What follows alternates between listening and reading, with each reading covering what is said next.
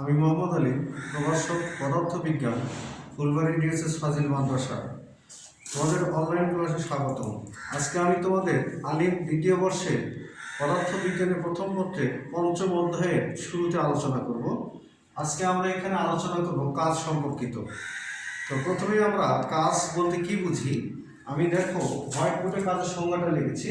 তো কাজ বলতে আমরা কি বুঝি?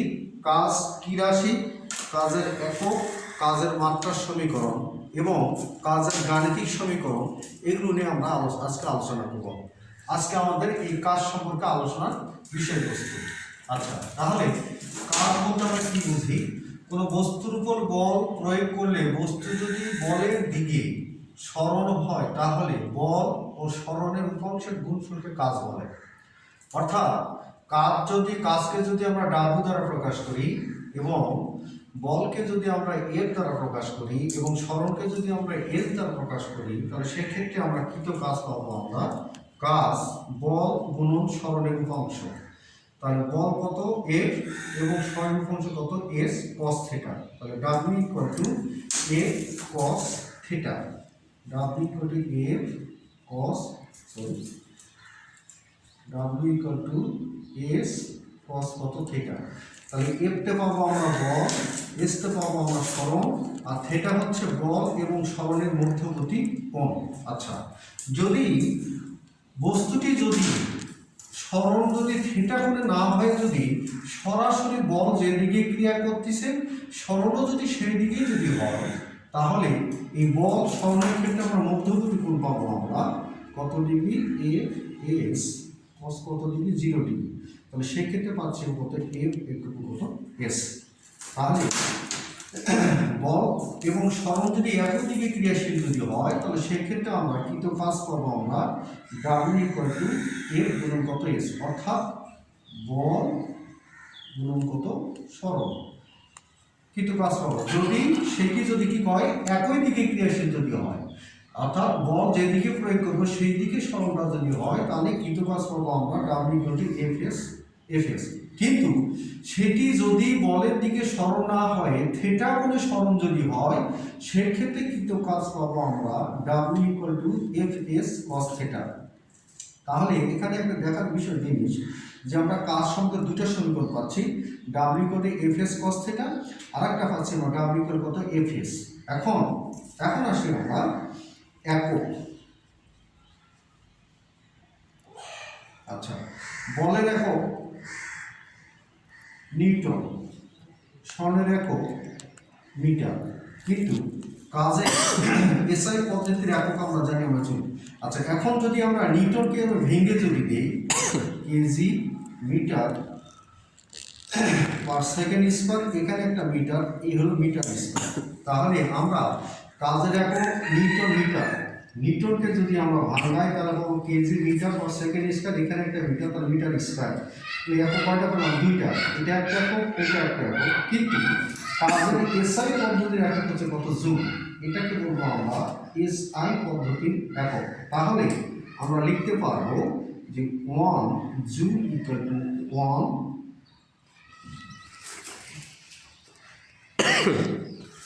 1 joule equal to 1 newton metre.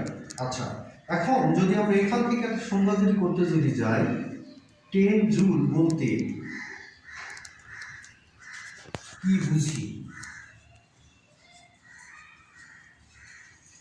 আচ্ছা, 10 জুল আমরা যদি এখান থেকে যে সংখ্যাটা যদি আমরা দিই, কোনো বস্তুর উপর যদি আমরা অথবা 1 জুল বলতে আমরা কি বুঝি? কোনো বস্তুর উপর যদি 1 নিউটন বল প্রয়োগ করলে যদি বস্তুটির সরণ 1 মিটার যদি হয়, সেটাকে বলবো আমরা 1 জুল। তাহলে কোনো বস্তুর উপর যদি 1 নিউটন বল যদি প্রয়োগ করা হয়, প্রয়োগ করার ফলে বস্তুর সরণ যদি 1 মিটার যদি হয়, তাহলে সেটাকে বলবো আমরা কত? 1 জুল। তাহলে 10 জুল বলতে আমরা কি বুঝি? কোনো বস্তুর উপর যদি আমরা 1 নিউটন বল প্রয়োগ করলে বস্তুর সরণ যদি 10 মিটার যদি হয়, তাহলে সেটাকে বলতে পারবো আমরা 10 জুল। আচ্ছা, এখন আসি আমরা মাত্রা।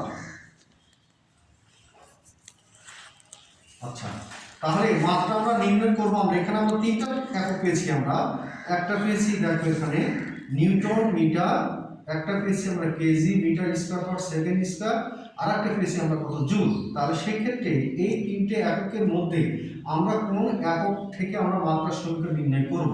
তো মাত্রার সমীকরণ নির্ণয় করতে গেলে সর্বদাই আমরা কোন সমীকরণ থেকে করবো, আমরা যেটা মৌলিক সমীকরণ যেটা, এটাকে আমরা মৌলিক সমীকরণ কোনটি, যেটাকে আমরা ভাঙানো সম্ভব নয়। যেমন আমরা নিউটনকে ভাঙাতে পারি, আবার জুলকে ভাঙাতে পারি, 1 জুল ইকুয়াল 1 নিউটন মিটার। তাহলে সেই ক্ষেত্রে যদি আমরা এখানে দেখি আমরা এই সমীকরণটাকে ভাঙা সম্ভব নয়। তাহলে আমরা এই কেজির মাত্রার সমীকরণ প্রকাশ করি আমরা এম দ্বারা, মিটার মানে দূরত্বের মাত্রার সঙ্গে প্রকাশ করি কত আমরা এল দ্বারা, যেহেতু এখানে স্কয়ার আছে এল স্কয়ার, আর সেকেন্ড মাত্রার সঙ্গে প্রকাশ করি আমরা টি দ্বারা। তাহলে এটাই হলো আমার কাজের মাত্রার সমীকরণ। আচ্ছা, এখন এইটা আমাদের এখানে দুইটা জিনিস সবচেয়ে বেশি আসে, যে কাজের একক কি এবং কাজের মাত্রা সমীকরণ কি। এই দুটো জিনিস আমাদেরকে সর্বদাই এখানে মনে রাখা উচিত, যেটা আমাদের ক্ষেত্রে নৈর্গতিকের ক্ষেত্রে আমাদের যেটা কাজে রাখতে পারে, যে কাজের এসআই পদ্ধতির একক কি নিউটন মিটার, আর কাজের মাত্রা সমীকরণ কত M L square T inverse কত 2। আচ্ছা, এখন আসি আমরা কাজের নির্ভরশীলতা, কাজ কি কি বিষয়ের উপর নির্ভর করে। তো কাজের মূল সমীকরণ থেকে আমরা যদি দেখি, তাহলে বল, সরণ এবং মধ্যবর্তী কোণ। তাহলে কাজের নির্ভরশীল তিনটা জিনিসের উপর, একটা হচ্ছে বলের উপর, একটা হচ্ছে সরণের উপর, আর একটা হচ্ছে মধ্যবর্তী কোণের উপর। তাহলে কাজ তিনটি বিষয় নির্ভর করে, একটা বলের উপর, একটা সরণের উপর, একটা মধ্যবর্তী কোণের উপর। আচ্ছা, এখন কাজ কি কি কারণে শূন্য হতে পারে যদি এফ যদি প্রয়োগ যদি না হয়, অর্থাৎ এফ যদি শূন্য হয়, কোনো বলই আমরা প্রয়োগ করব না, সেক্ষেত্রে কৃত কাজ কত হবে, ডাব্লিউ করে কত 0।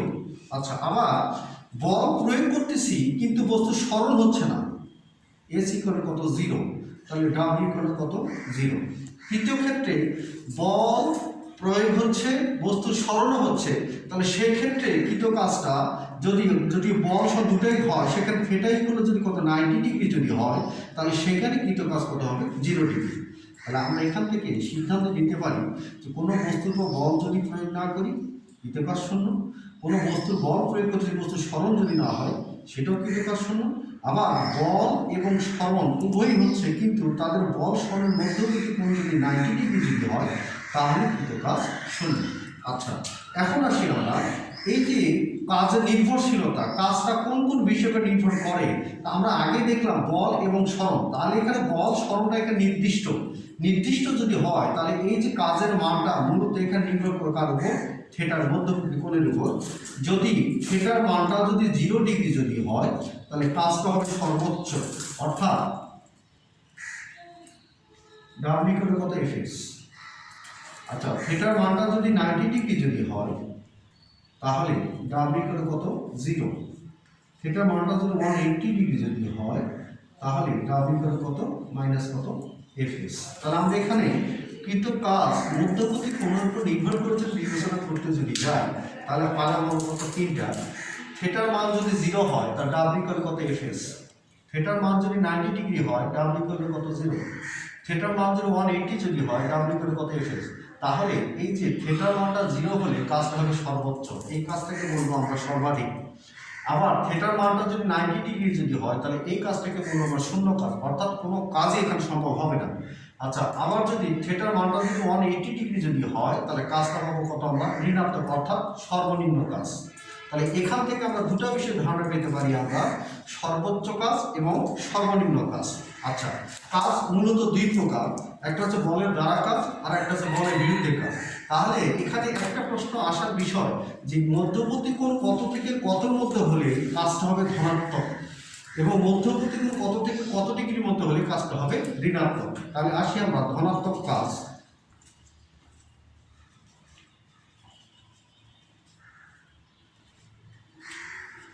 তাহলে থিটা যদি 0-র চেয়ে যদি বড় অথবা সমান, যদি 90 ডিগ্রি থেকে ছোট যদি হয়, তাহলে এই কাজটা হতে পারে ধনাত্মক।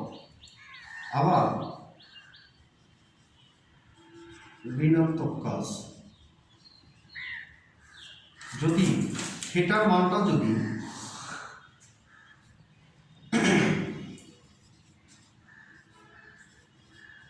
90 থেকে বড় হয় এবং 180 থেকে ছোট অথবা সমান যদি হয়, তাহলে সেক্ষেত্রে কাজটা পাবো আমরা ঋণাত্মক। তাহলে আমরা আজকে কাজ সম্পর্কে যে বিষয়গুলো আলোচনা আমরা করলাম, এগুলো যদি তোমরা একটু মনোযোগ সহকারে দেখো, তাহলে কাজ সম্পর্কিত যেগুলো এমসিকিউ আসার মতো প্রশ্ন বা কাজ সঙ্গে যেগুলো জানার বিষয়, সেগুলো তোমরা সহজে বুঝতে পারবে এবং জানতে পারবে এবং শিখতে পারবে। তো আজকে এই পর্যন্তই। ভবিষ্যতে আগামীতে আমরা এই কাজ সম্পর্কে যেটা কি সমস্যা বা সমস্যার সমাধান সম্পর্কে আলোচনা করবো। এই পর্যন্ত তোমরা ভালো থাকো, সুস্থ থাকো, সবাই ঘরের মধ্যে থাকবে, সামাজিক দূরত্ব বজায় রেখে চলবে এবং সরকার যে আদেশ নিষেধ আছে সেগুলি মেনে চলবে। ইনশাআল্লাহ। আসসালাম।